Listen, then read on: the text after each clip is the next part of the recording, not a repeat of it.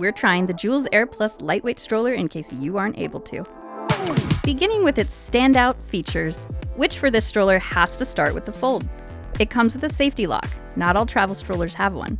It's one of the easiest strollers to open. You can fold it down with one hand in about a second. And it even stands on its own once folded. Not all travel strollers do. Next up, size and weight.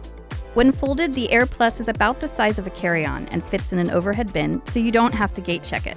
It also has a built-in shoulder strap, making it a cinch to carry. For recline options, the seat doesn't fully recline, but it does get close to flat, which is great for children 6 months and older. And if you want to use it from birth, you can purchase the Air Plus bassinet or compatible car seat adapters separately. When taking it for a spin, we found that it handles cobblestones and grass really well, which is perfect for everyday city adventures.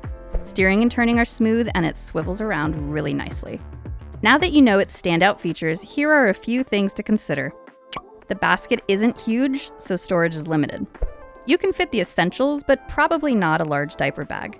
However, there's a handy pocket for your phone, keys, or other small essentials.